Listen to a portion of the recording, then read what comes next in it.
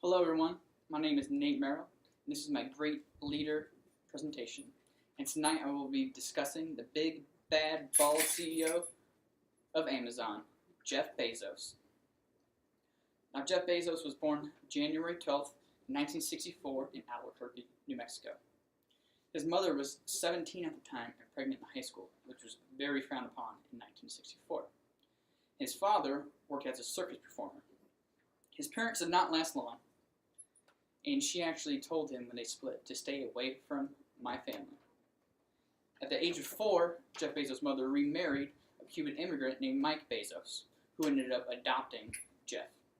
And as a side note, Steve Jobs of Apple and Larry Ellison of Oracle, both billionaires, were both adopted, and some say this helped create their drive.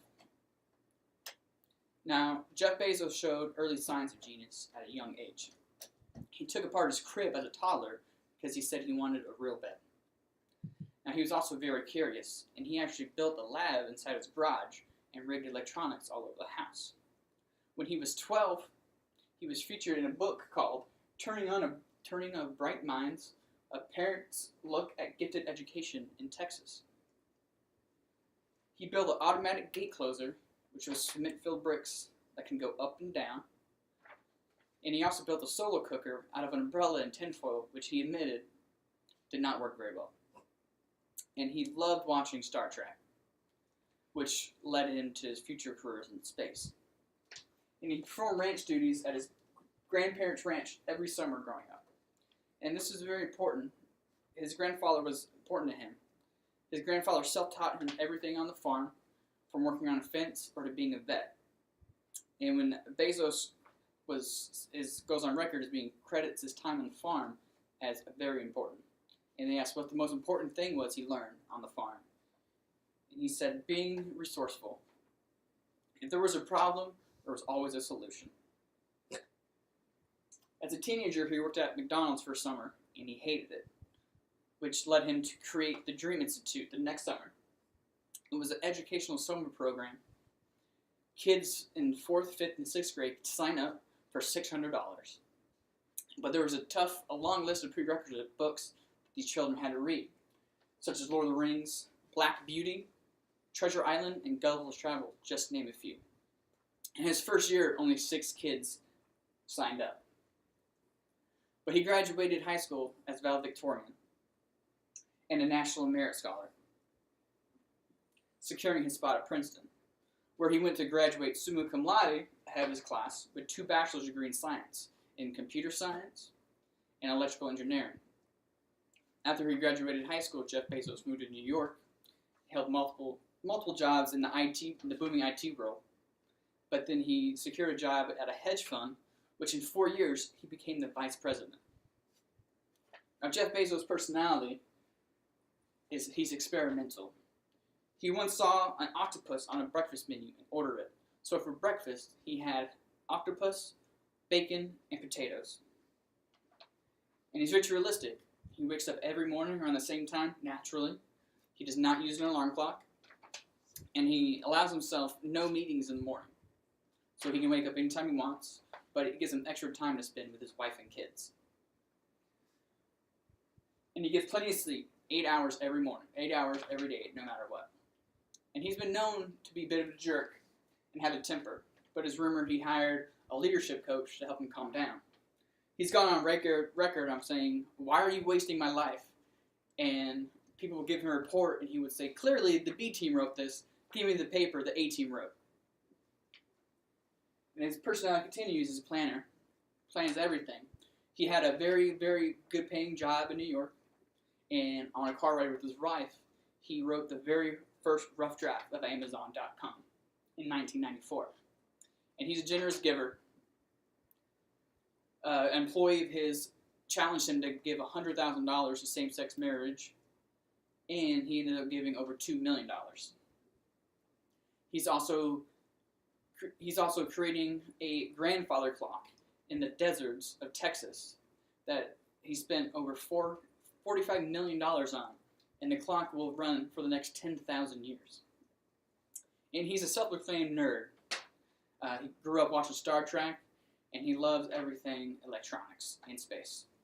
And he's frugal in life and in his business. People from Amazon have complained they don't get free food like they do in Google. They don't get perks and massages, and even all the high management don't get paid high salaries.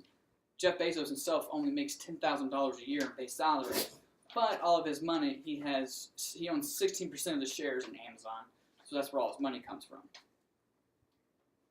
Now, his leadership style.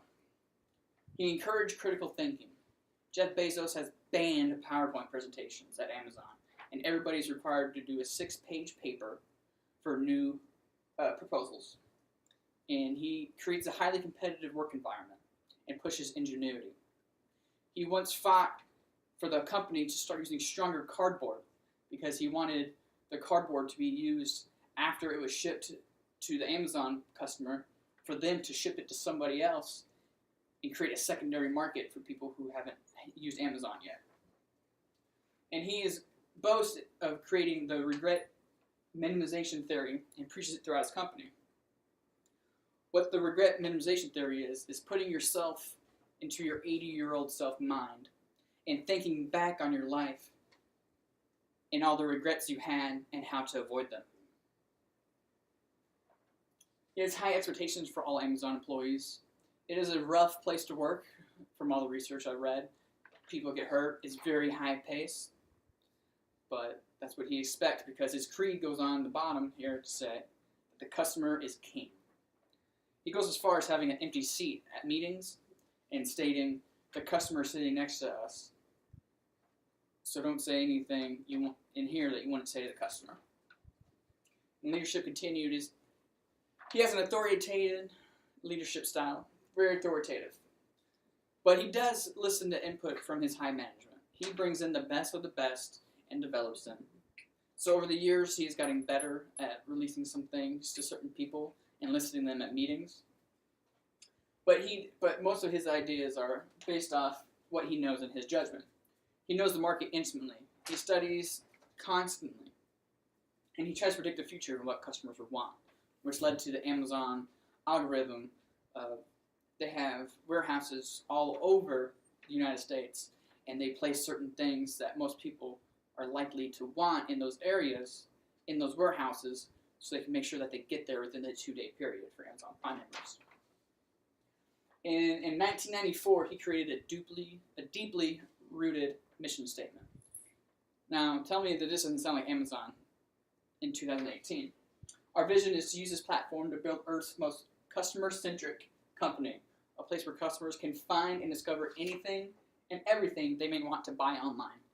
He made that mission statement 24 years ago when Amazon started selling only books, but it still holds true to this day. Now, his achievements is right now, he is $50 billion richer than any other person on the planet, with a net worth of $143.3 billion. He purchased the Washington Post for chump change of $250 million a few years ago. And he created Blue Origin, a private space company that's mission is to put tourists into space with reusable rockets. And it goes back to him being a nerd and grew up watching Star Trek, which he also made a guest appearance on an episode of Star Trek. And his achievements go on as there are 100 million Amazon Prime members. Amazon share prices right now as today are on the verge of $1,800.